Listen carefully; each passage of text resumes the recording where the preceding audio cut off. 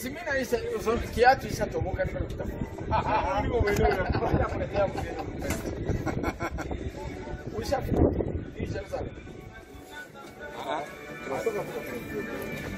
Sake kwa. Mama espera aí muito baixo. Vamos temporar com.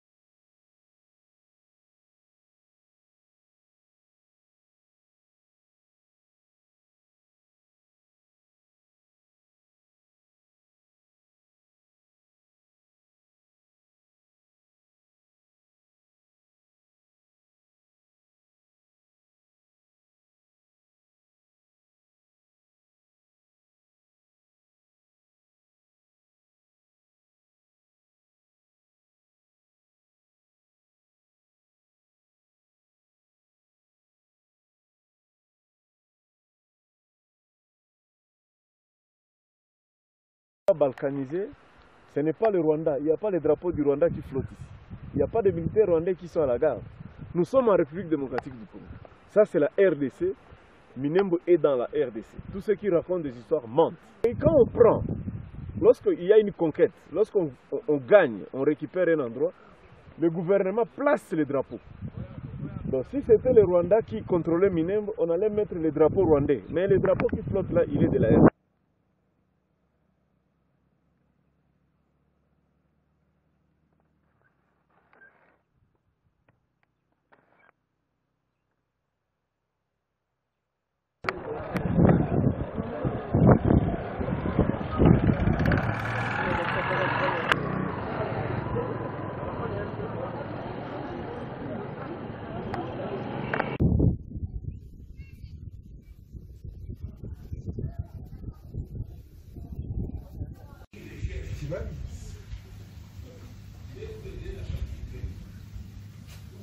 Ici c'est écrit République démocratique du Congo avec notre drapeau, province du Sud-Kivu, administration locale des Minembwe.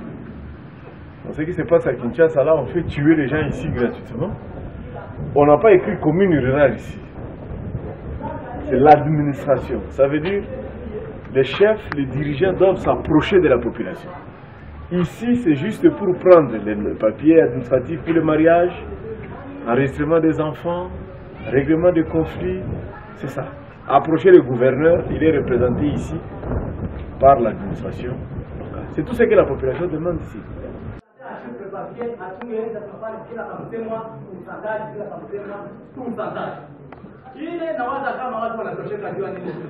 Tangu awali zamani sana mprojea vijana tunaweza walishindwa, ndio vile leo wangali wanashindwa vita, ndio tena mnarudisha, ndio wakuye tena tupatia anketi, kisha ile mandikateri yao mnawakamata, mnawarusha mwapole, wanaenda Uvira, watafika Uvira watafanya nini? Tunamata daili hiyo wakati watu wakiwa hawakuwa tena, tuliwakamata tukamata wanyama ya makonflikt tukawafikisha mumuna. Mais on pensait que nous devons faire, nous devons fournir l'effort possible pour qu'on puisse bloquer toutes les voies possibles que les... Kusema ninakuwa mojawapo ya wanasiasa wa Sud-Kivu. Na niliona wanasema mtablo point numéro 4 parce que wanasema les manipulations politiques. Wale watu ambao wanafanya manipulation politique nami niko moja wao. Tunaanza kunyangula mikono na kulomba msamaha. Tusamehe sisi wanasiasa. Kwa sababu mauaji yenyewe hapa haiko masemi ya Wakongo. Mauaji yenyewe hapa haiko masemi ya Baluba. Mauaji yenyewe hapa haiko wasemi ya Bangala. Kama watu wako wanakufa hapa kwa plateau, ni kinywa yetu mbaya. Shie Barega, shie Banyitu, shie Banyamulenge, shie Bafulero, shie tuko tunasema mbaya. Na tuko tunalalamika kwa televisheni kule ulimwengu mzima yuko inasikia. Shie tuko ndani ya magari, tunalala ndani ya manyumba, watoto wetu wanasoma. Lakini nyie mama wako wanabakwa, watoto wao hawasome, watu wako wanakimbia, ngombe ziko zinaibwa kila siku. Nikusema kwa wakati nyinyi mnafanya hii mkutano hapa, Mungu awabariki sana. Niko Mkristo tutasema mingi, ni wale ambao wataandika, ujumbe nilikuwa nawaletea katika kitabu ya pili ya Wafalme. Sura 2 mstari wa 19. Kwa Kifaransa wanasema 2 Rois. 2 Rois chapitre 2 verset 19. Verset ya pili tutaipata kwa Waebrania, Hebreu chapitre 11 verset 30. Wacha tuone hiyo. 2 Rois chapitre 2 verset 19. Hebreu chapitre 11 verset 30. Wafalme wa pili sura ya pili mstari wa 19. Waebrania sura 11 mstari wa 13. Ndio. Katika kitabu wa Wafalme Biblia inasema hivi. Hewa ama hali ama maisha ya mji wa Jericho yalikuwa mazuri. Tunaweza sema hivi. Mimi ni Dallas. Kichaka kwenye mimi natoka kwa kifukutu. Huko imbu nyingi.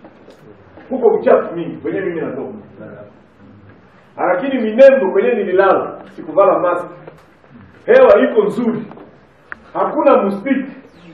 Na hali ni sawa kama unaona kwa macho, hali ya Minembo ni sawa. Biblia inasema Jericho nao ilikuwa vile vile. Hali hewa ya Jericho ilikuwa safi. Yalikuwa mazuri sana kama Minembo. Lakini Jericho ambayo ilikuwa nchi nzuri, Jericho ambayo ilikuwa na hewa safi, ambayo ilikuwa na chakula safi, Jericho ilikosa kitu kimoja. Na ile kitu ambayo kilikosekana katika mji wa Jericho ilikuwa maji. Biblia inasema maji ya Jericho yalikuwa machafu. Na ikaleta mama kutukuzana. Ile ndio ilikuwa msiba wa Jericho. Kama mama anachukua mimba, mimba inatoka. Kama mama anachukua mimba, mimba inatoka. Nchi inaweza kuwa na majani mazuri. Nchi inaweza kuwa na hewa nzuri. Nchi inaweza kuwa na hali nzuri. Kama vile Minembo ina watu wazuri, ina hewa nzuri, ina mimea mazuri, chakula nilikula mgali ya muhindi ya mweupe ya mzuri sana. Lakini Minembo inakosa kitu kimoja. Mungu awabariki wakati mnakutana hapa ili mtatue shida ya Minembo.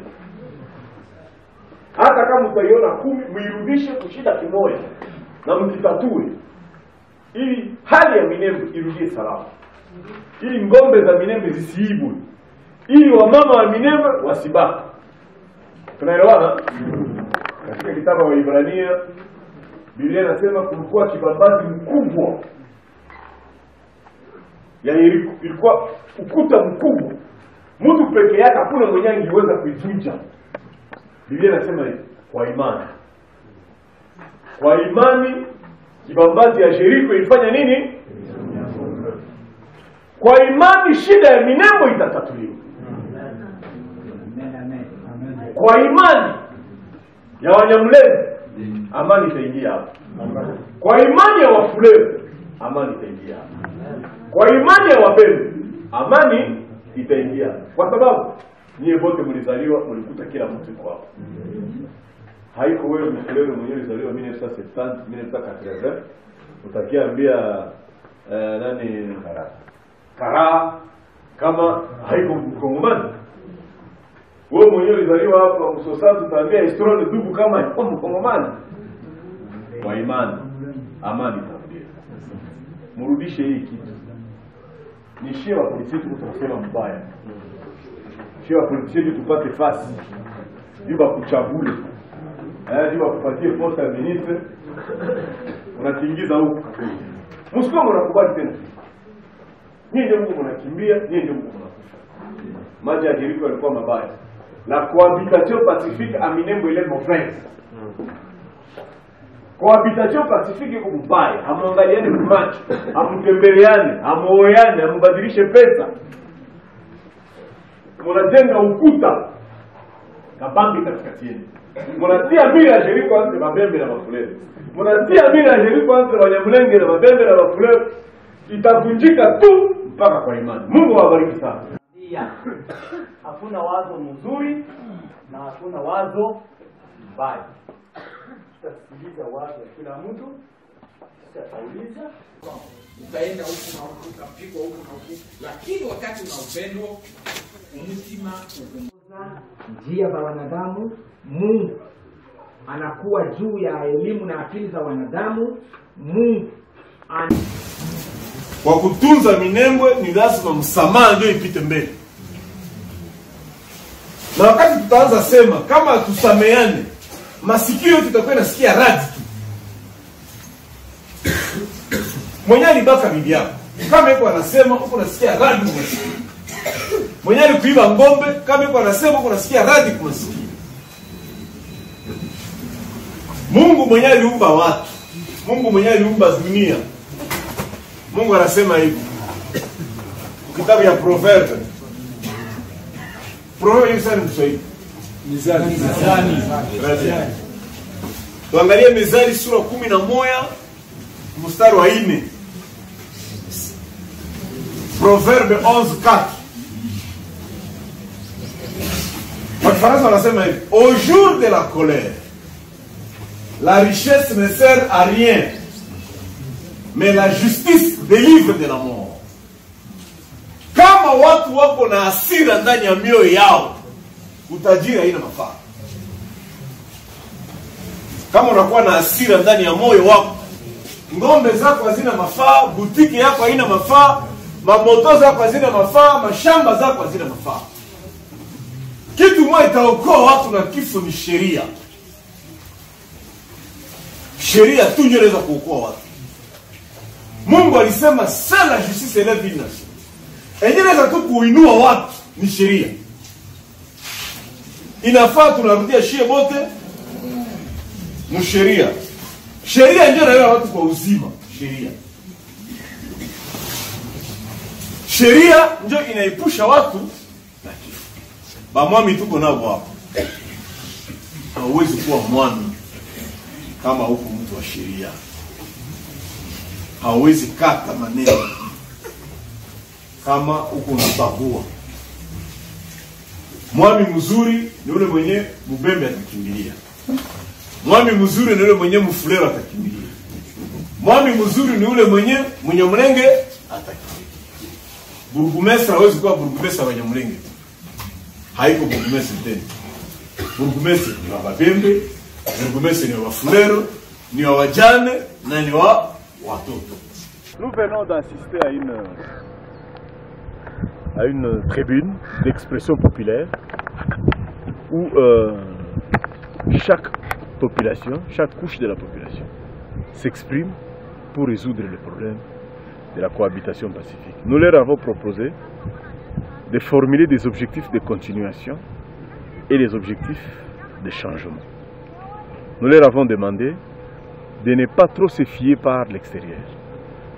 Considérer que l'État, c'est aussi le bourgmestre qui est là. Il ne faut pas toujours attendre que l'État, quelqu'un doit venir de Kinshasa. Non.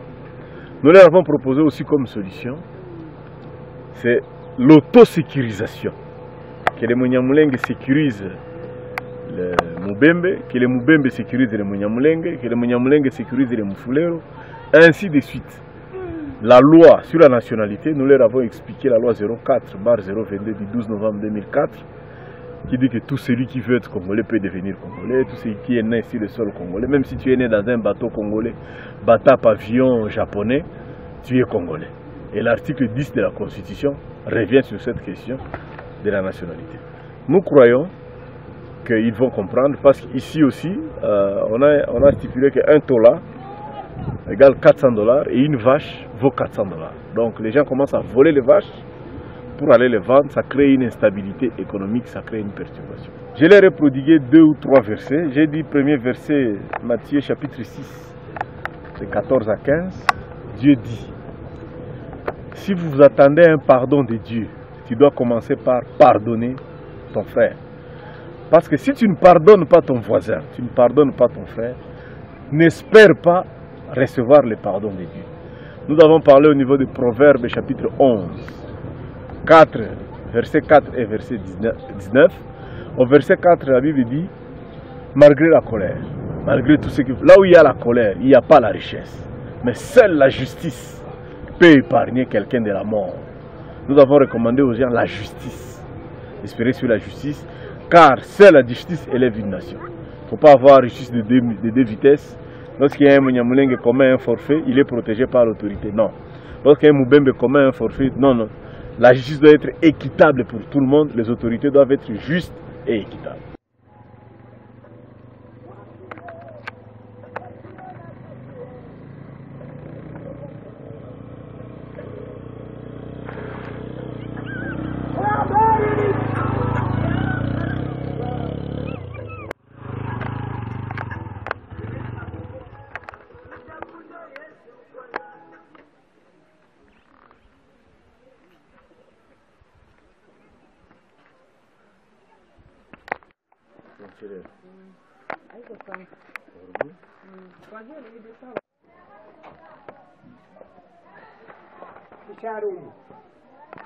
Hii ni bui ya sorgho, soja, mais, le en poudre na cycle.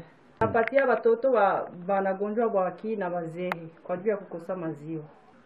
Hapa manake mkutime ya huku tulikuwa na mangombe za mingi, watoto walikuwa nazoea maziwa na wazee. Bati yote manake ilikuwa chakula yetu ya muhimu ilikuwa maziwa. Kisha sasa mwa siku kwa juu ya vita na mashida mangombe zikaenda. Sasa watoto waishaanza gonjwa bwaki. Ndio tukasema sasa tupime njia ya kupiga bui tuone gista basaidia.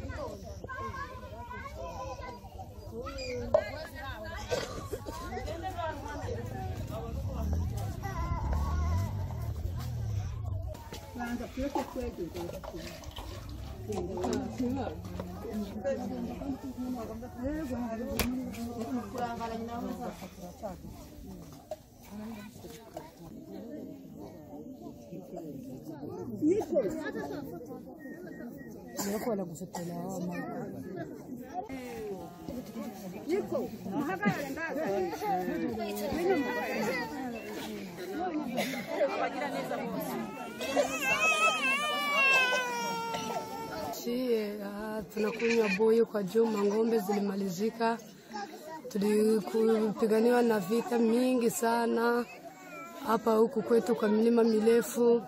Ngombe zote zikamalizika, maimai wakazibeba na zingine zikakufa. Kwa leo sasa hatuko na maziwa, tuko tunakunywa bui. Na tunashukuru sana shirika la Go Company ndio yenyewe litupatia hii bui. Kwa leo tuko tunakunywa, na watoto walikuwa wanagonjwa bwaki wote, hata na watate na wamama wajizito wale wote walikuwa na shida ya bwaki. Lakini kwa leo hii shirika itufanyizia vizuri, kila asubuhi tunaamkia hapa kukunywa ile bui, kupatia watoto bui. Na tena tunawashukuru sana na tunasema waendelee kutusaidia kwa juu hatujapata ile maziwa tukingaliki na ile shida.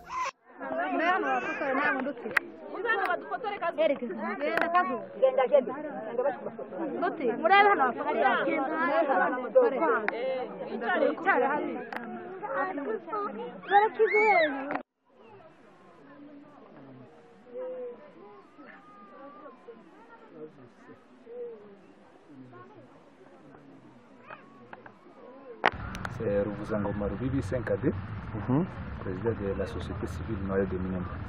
Je veux te montrer la frontière entre Fizi et Mwenga, à partir d'ici.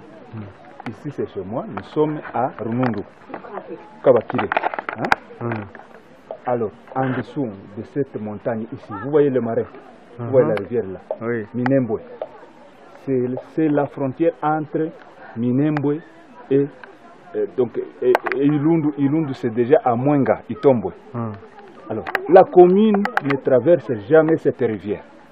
Vous voyez, elle ne va pas au-delà de cette rivière. Là-bas, c'est Itombwe. Ici, c'est Fizi. Territoire de Fizi, là, c'est territoire de Mwenga. Alors, la commune de Minembwe, la commune rurale de Minembwe, ne traverse jamais cette rivière. Il ne faut pas que les gens trompent que la commune va au-delà de Minembwe, de Fizi. C'est ça la frontière. Alors, toutes ces montagnes-là, toute cette partie-là que vous voyez, là, c'est Mwenga, là, c'est en dehors de la commune rurale de Minembwe. Vous voyez la maison là-bas, Nyarugabo Moïse, honorable Moïse. Oui. Il est de Mwenga. Vous voyez la colline là-bas, oui. C'est chez Excellence Azaria Surbero. Il est de Mwenga. Vous voyez la maison là-bas. Nous sommes déjà à Fizi, de l'autre côté. C'est chez Bizi Makara. La maison là-bas, c'est lui, c'est Bizi Makara. C'est chez Bizi Makara, la maison là-bas. Alors, lui, il est de Fizi, les autres sont de Mwenga. Ici, vous voyez la chaîne ici? Oui. C'est la frontière vers Lulenge.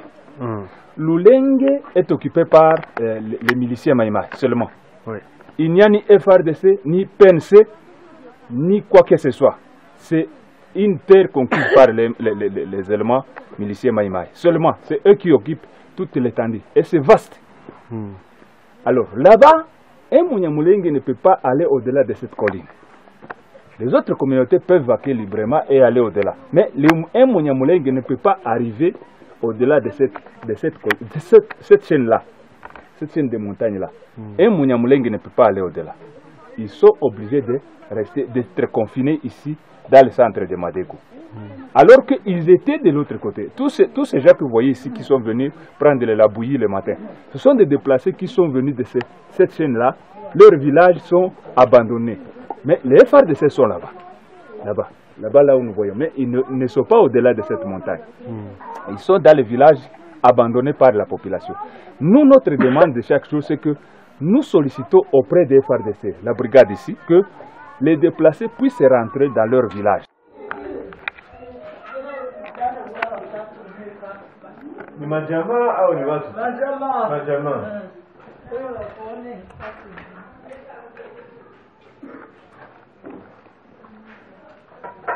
Hawa ni wengine jamaa tatu zenye ziko hizi ni zingine matela na watoto, mmoja iko na grupu ya watoto yake, mwingine ni vile na vile.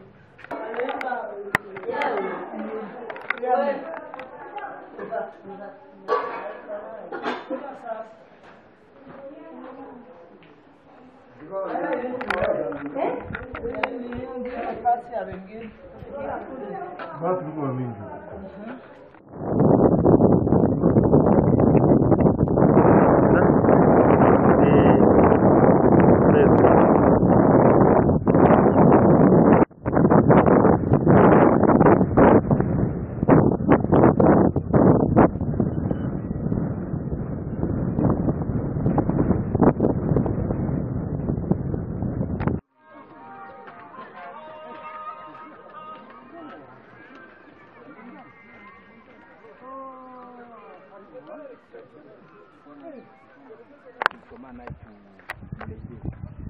Zamani sana iko wapi? Pole sana.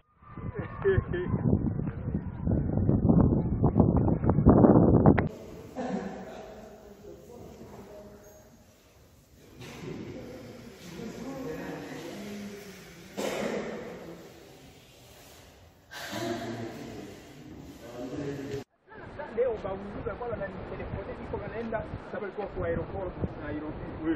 Tuliongea nabo sana. Tuko tunalia tu wote na enosi. Sasa hivi wanasema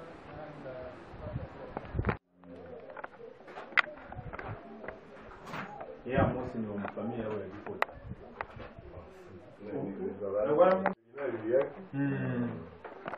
Ripoti ni wanaume wazuri warefu. Tena wazuri sana. Tena waro mzuri. Sasa huyu walimu na security mmekao mnaendelea sana. Tunajaribu tu. Malgré ile tunaendelea kutumika.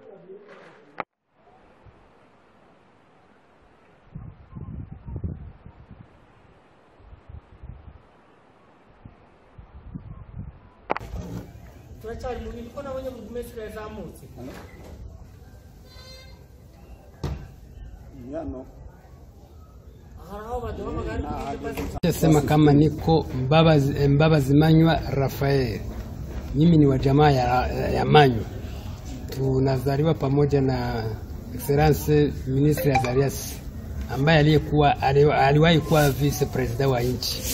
Mimi ndio mkubwa mwetu, mimi ndio kidalikio kikubwa. Yeye ni waine kwetu. Nalifuata mara 3. Seke mbele katikati yetu kwa watu wawili.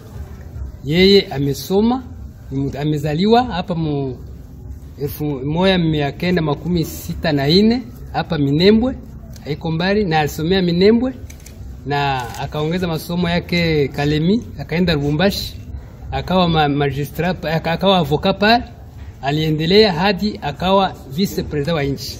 Mimi naitwa kwa jina Semahoro Karaha, sultani wa asili hapa operato ya Minembwe. Ile jina ya Karaha, ile jina mnajua kama niko na mdogo yangu alikuwa Kinshasa, alikuwa ministre wa affaires étrangères, alitumika Mkongo. Karaha bizima. Mimi naitwa kwa chefu notable Ruvugwa Rugitegemza. Mimi ni notable wa Kabingo.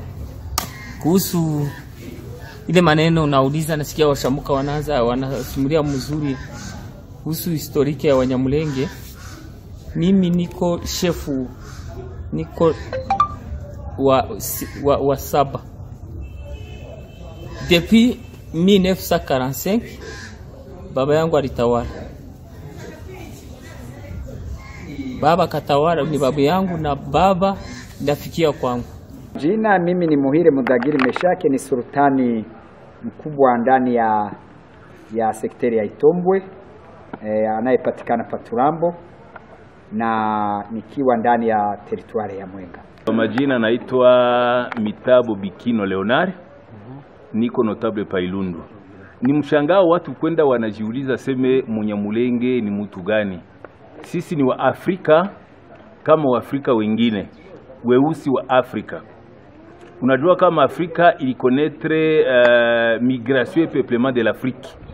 Wa Afrika walienda huku na huku, ukiangalia Sudan, ukiangalia Angola, ukiangalia Zambia, nafasi zingine, watu walikuwa wanatembea katika Afrika, ilikuwa nchi haina mipaka. 1679 Wanyamulenge walikuwa ndani ya Kongo. Sero histoire ile njo vague ya kwanza. 1789 ni vague ya pili, wako katika Kongo. C'est un peuple éleveur. Wanaenda wanatafuta marisho ya ngombe huku na huku. Inchi ilikuwa tu ni nchi ambayo haina mipaka. Mtu akukua anauliza mwingine asema unaenda wapi. Wakuwinda walikuwa wanawinda, wakuchimba wao wanachimba maoro. Tukakuja tukajikuta tuko ndani ya Kongo. Le partage de l'Afrique ambayo wanasema katika histoire la conférence de Berlin yenye ilifanya mipaka ya Afrika 1885, deja Munyamulenge alikuwa ndani ya Kongo. Tulikuwa huko kwa milima ya Mulenge, wengine deja walikuwa huko kwa plateau wanasema le Tutsi d'Itombwe, tulikuwa pale pa Itombwe wanafanya kazi ya ufugo. Manake sisi ni wakongomani alali, isio kusema sema ile wanasema c'est la constitution ya 1960, hapana. Le partage de l'Afrique ilifanyika tuko Mkongo. Ndio maana sisi ni wakongomani halali, sio wale wanasema sema labda c'est la constitution, hapana. Mimi ni Mwami Karojo Ndahinda wa Minembwe. Kitu chenye nitajitambulisha kwanza, kama ninasema ni mwami, unajua kuna manotable, lakini ni Mwami Karojo. Wakati Wabereji wamekuja, ninaweza kukupatia kwanza historia kidogo ya wamwami katika Sud Kivu. Ukiingia katika teritwari ya Mwenga, utakuta sheferia ya Wamuzimu, utakuta sheferia ya Basire, utakuta sheferia ya Bulinyi, utakuta sheferia ya Luinja. Pale ni teritwari ya Mwenga. Na secteur ile masheferi mu teritwari ya Mwenga kuko ba mwami ni ba chef de chefferie bale benye nataja uekarte secteur ya Itombwe Savane. wakati unaingia mu territoire ya Uvira utakuta sheferi 3, sheferi ya Bafuriru, sheferi ya Bavira na sheferi ya Barundi ya de la Prince de la Ruzizi. Ukaenda mu territoire ya Kabare utakuta sheferi ya Kabare. Unaingia mu territoire ya Walungu utakuta sheferi ya Kaziba na unakuta sheferi ya Ngweshi.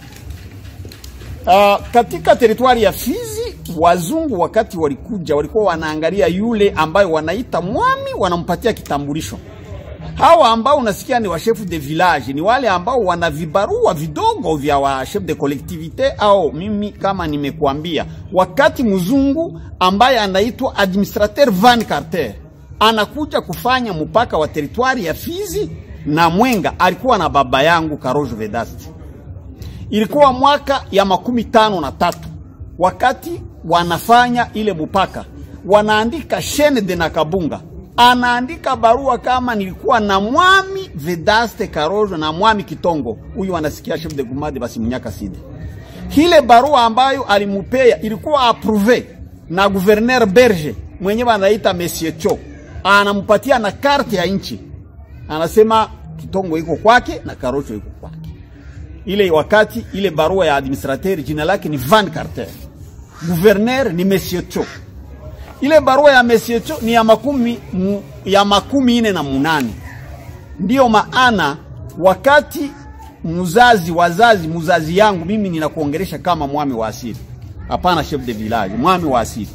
Mezile barua wakati wanazitosha juu ya maprobleme ya makonflit, wamoja walikuwa wanaenda wanazitia pale, na ile barua ilikuwa approuvé mu 77 na commissaire regional ambao wanaita Shangwe Okitodinga Lumbai. Anasema kama kweli huyu ni mwami. Sasa ataniita mgeni na namna gani mtu ambao amepewa uwezo wa kuwa mwami wa asili kama wale wami wengine ambao nimekusha kutaja. Na wakati anasimamia ile mpaka na kuambia na majina ya waberge na zile dokima ziko hapana za kutafutisha. Sasa utakuwa uko na miaka 15 uko na barua za wabereji na mtu anakuja kukutaja ni mgeni na namna gani? Sisi hatuko wageni. Wakati independence, mbele ya independence ya nchi ya Kongo, unaona kama independence ilitokea mwaka wa 16. Mwaka wa 58 kulikuwa kitu waliita soubçon de l'indépendance. Wakati wa Kongomani wanakutana Bukavu, wanaenda kutengeneza independence wa mwami. Baba yangu alikuwa pale. Mwile programu yenyewe iliitwa soubçon de l'indépendance. Wanaenda kuwaambia programu ya independence. Na unakumbuka sisi tunaiwa ile habari inaandikwa katika kitabu cha nani, utakuta phrase yenyewe wanaita soubçon de l'indépendance. Balikuwa pale gisi wanaenda kutengeneza, baba yangu alikuwa gisi wanaenda kutengeneza independence, utaenda kuita mgeni na namna gani? Hata wale wenyewe wanasema wale wa politici, ukawauliza mwami Karojo ni nani, wanajua wakati ni nani. Sasa kitu chenye kinatusangaza sisi, hii historia ya wabereji wanatembea katika hii na zile barua zenye zinatio, utaita ule mtu mgeni na namna gani? Utamuita na namna gani?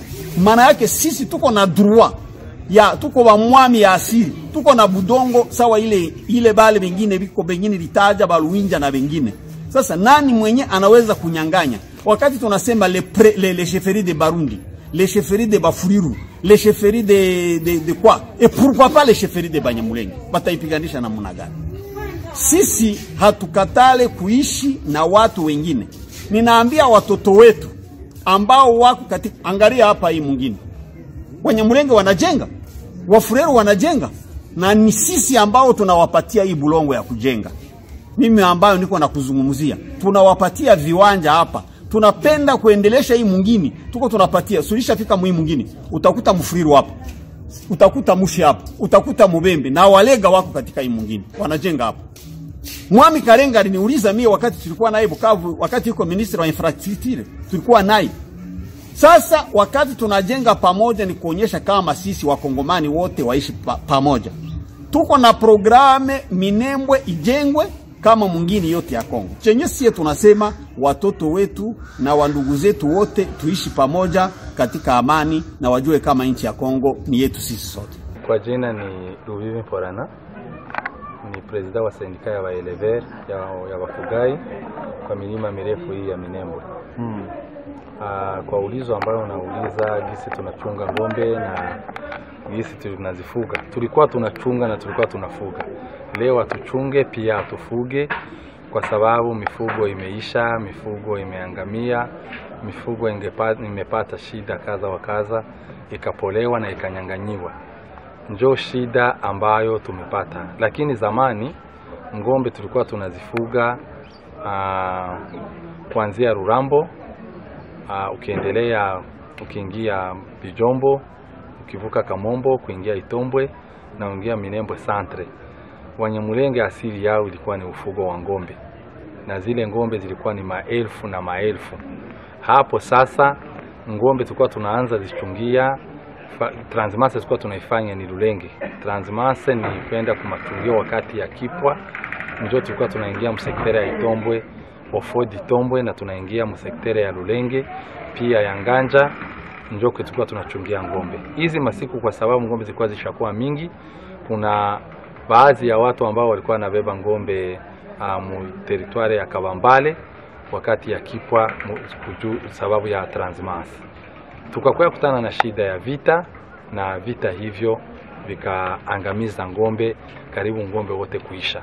Recensement yenye ilipitikana ya ngombe ya mu 2018 ilikuwa au plus de 400,000 têtes yenye ilikuwa. Hapa dernièrement kuisha polewa plus de 264,000 njoo ngombe zilisha polewa. Na leo zingali zinaendelea kupolewa. Hapa dernière fois delegation ya serikali ilikuwa hapa, nyuma ya delegation kulishapolewa ngombe karibu 700 tena zote zikaenda. Na hivyo njoo gisi maisha ya ngombe tulikuwa tunaishi na ngombe Mnyamulenge egali ya elevage ya gros bétail, yaani ngombe. Na shida yenye tulipata ni nini? Shida ilitokana na udongo wa ndugu zetu wa voisin wa Bembe. Wa ndugu zetu wa Bembe wakasema kama udongo ni yao, udongo ni sous forme ya kizalikio yao iko sawa walizaa. Hawajui kama udongo ni ya serikali, udongo emana de l'etat, hawajui kama udongo ni ya l'etat. Atumu masa mnafika wanasema udongo ni udongo yao, udongo ni udongo yao, na hii ikatuletea shida na misukosuko ya nguvu sana. Ndio ilikuwa shida ya kwanza. Shida ya pili ilitokana na wizi wa ngombe. Wizi ya ngombe stadir. Bale ba braconnier balikuwa wanawinda mpori, surtout sana wakatoka mwa ile vitu wakaanza kuiba ngombe 2, 3, 4 vya vile. Parapre ikakuwa business. Ngombe wakaanza ziiba kwenda kuuzisha. Yali yeye wanaiba meme toutes les troupeaux, wanaenda nayo wanaichunga kupori usiku, mchana wanaikulisha, na yote ikatokana na ile mashida. Na ile usiku wanaikulisha, mchana plutôt wanashinda wanaichunga kupori. Parapre wakafanya nini? Wakaanza enda iuzisha. Kwenda kuiuzisha wanapata franka, wanapata pesa, ikakuwa ni business. Hii likatokana munjia za barabara kwenda Lulimba, njia ya kwenda Kilembwe. Ile yote wakatuangamiza na wakatufanyizia mambo mabaya, tena ubaya zaidi. Nyuma njoo wakakamata sasa systeme ya kumaliza na kuravaje ngombe zote ziishe. Na hii kidogo ambayo tunabakia nayo haina nafasi ya kukula, haina nafasi ya kutembea. Donc iko hapa là où nous sommes confinés, na njoo kwenye ngombe ziko confiné. Hii chache yenye tunabakia nayo hazina nafasi ya kukula, nafasi ya kutembea. C'est presque la totalité ya ngombe zilishaangamia, zilishaisha. Na ile effectif inasema ilikuwa kungambo ya regroupement ya baelever. Donc ni Rurambo, ni Kamombo, ni Minembwe, ni Kilicha, ni Bibokoboko. Ile yote sio wote tushakutana na ile shida ya ile piaje ya mangombe. En bref, ile ndio tunaweza tukasema kwa ufugo ya ngombe.